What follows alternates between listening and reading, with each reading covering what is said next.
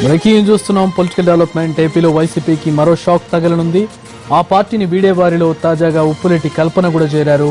కొద్దిసేపటి క్రితం ఆమె ఏపీ టీడీపీ అధ్యక్షుడు కళా వెంకట్రావును కలిశారు. మరికొద్ది రోజుల్లో ఆమె టీడీపీలో చేరతారని తెలుస్తోంది. కృష్ణా జిల్లా పామరి నుంచి గెలుపొందారు కల్పన.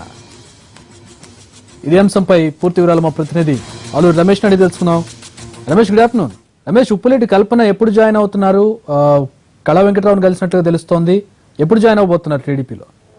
దాదాపు 6 నెలల నుంచి కూడా ఉప్పులేటి కల్పన తెలుగుదేశం పార్టీలోకి వస్తారు. కృష్ణా జిల్లా నుంచి వచ్చే 3 ఎమ్మెల్యేలలో ఆ కల్పన కూడా ఉన్నారు అనేది ప్రచారం జరుగుతోంది. అయితే దాని తర్వాత అనేక పరిణామాలు మనం చూసాము.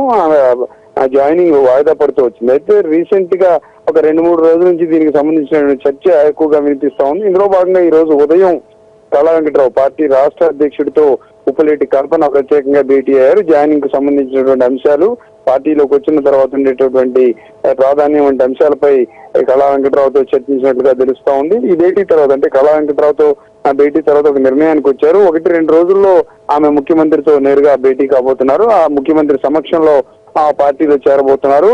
ఇంకొంత గ్యాప్ వచ్చింది తెలుగుదేశం పార్టీలోకి చేరికల ఆ విషయంలో కొంత గ్యాప్ వచ్చింది అనుకుంటున్న తరుణంలోనే వైసీపీ నుంచి మరో ఎమ్మెల్యేని తీసుకురావడం ద్వారా మళ్ళీ కొత్త గేమ్ కు టీడీపీ మొదలు పెట్టిందని మనం చెప్పొచ్చు. చూసుకున్నట్లయితే ఇంకొకటి 2 జాయినింగ్స్ కు సంబంధించి కూడా చర్చలు జరుగుతున్నాయనే ప్రచారం తెలుగుదేశం పార్టీలో ఉంది.